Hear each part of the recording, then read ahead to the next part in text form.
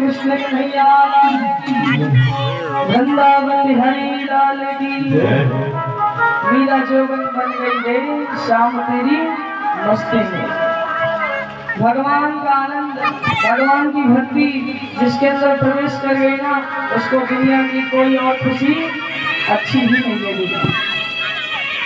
मीरा जी ने भगवान के लिए हर एक दुख सहे और मीरा जी को भगवान ने दर्शन दिए।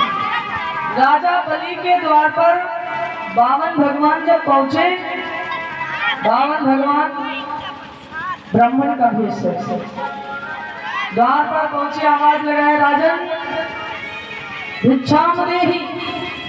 और जैसे राजा बलि ने सुना यज्ञ में आहुति डाल रहे थे, राजा बलि ने सुना मेरे द्वार पे ब्राह्मण देवता का आगमन हुआ है, अहो भाग्य मेरे द्वार पे विप्र देवता का आगमन हुआ है। राजा बलि कहते गुरुदेव मेरे द्वार पे एक ब्राह्मण भिक्षा मांगने आया है और मैं यहाँ बैठ के यज्ञ में आहुति डाल रहा हूँ। अगर मेरे द्वार से याचक एक ब्राह्मण निराश होकर चला जाएगा तब तो महाराज मुझे बड़ा पाप लगेगा। राजा बलि ने अपनी आहुति उसी थाल में रख दिया, उठकर खड़े हो गए और उठकर खड़े हुए कहा गुरुदेव मेरे द्वार पे जो ब्राह्मण आया है ना, मैं उसको जा रहा हूँ भिक्षा देना। शुक्राचार्य जी ने रोका, बेटा बलि यज्ञ को अधूरी छोड़ के ना जा, अन्यथा तुम्हारे साथ में छल भी हो सकता है। पहले यज्ञ को संपन्न करो। कहा गुरुदेव मैं इधर यज्ञ संपन्न करने में बैठ जाऊंगा, मेरे द्वार से ब्राह्मण निराश होके दुखी होके लौट जाएगा तो मुझे पाप लगेगा। इसलिए हे गुरुदेव बस थोड़ी देर रुको, मैं अभी शीघ्र द्वार पे जाता हूँ और इस ब्राह्मण को भिक्षा देकर शीघ्र वापस आता हूँ। जैसे इस प्रकार से कहा, राजा बलि के गुरुदेव रोकते रहे, लेकिन राजा बलि उठकर खड़े हो गए, द्वार पर पहुंच गए। भगवान ने फिर से कहा राजन भिक्षाम देहि।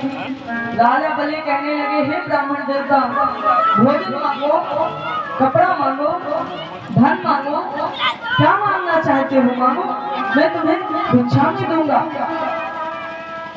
बामन भगवान कहते हैं हे राजन ना मुझे भोजन की आवश्यकता है, ना मुझे कपड़े की आवश्यकता है, ना मुझे धन की आवश्यकता है।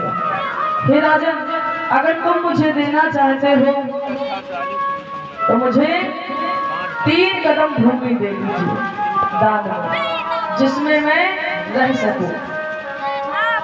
राजा बलि हंसने लगे, हंस के कहने लगे अरे इतना तुच्छ दान, इतने में क्या ही भला होगा, 3 कदम पृथ्वी में क्या ही होगा, और मांगिए।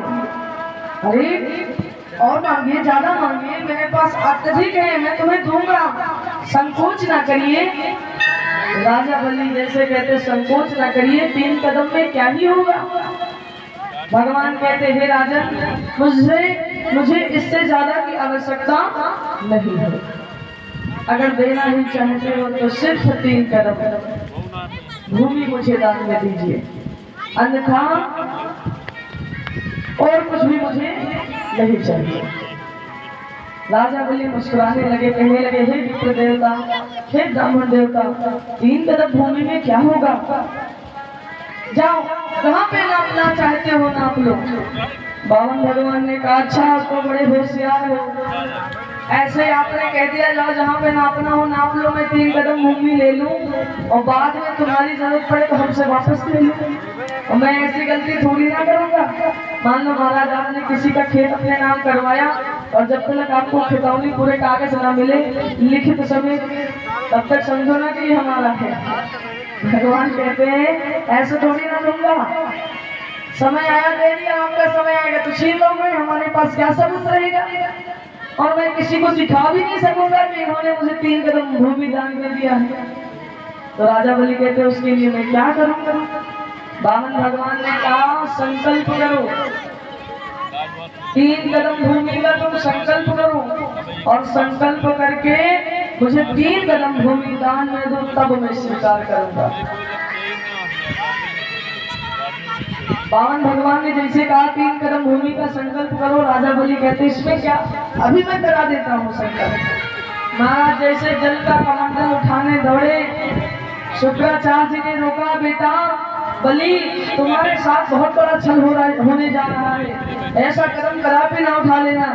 लेकिन राजा बलि अपने गुरुदेव की बात को न मानते हुए जल का कमंडल उठाए संकल्प करने के लिए। जिस कमंडल में टोटी लगा होता है ना, जिसे गेरुआ कुछ कहते हैं, वही टोटी वाला कमंडल था। और उसी से महाराज जैसे जल लाने चले, हाथ में जल गिराने चले, दैत्य गुरु शुक्राचार्य जी ने मन में सोचा कि इस समय राजा बलि को समझाना उचित नहीं और हमें ही कोई उपाय करना चाहिए। उन्होंने क्या किया, अपना छोटा सा स्वरूप बनाया और उसी जल के कमंडल में बैठ गए। और जाके जब जल के कमंडल में बैठ गए तो राजा बलि हाथ में जल गिराए संकल्प करने के लिए, तो उसमें से जल ही ना गिरे। बार बार कमंडल से टोटी से जल गिराने का प्रयास करें तो उसमें से जल ही ना गिरे। अब राजा बलि ने मन में विचार किया, बामन भगवान से कहने लगे, हे ब्राह्मण देवता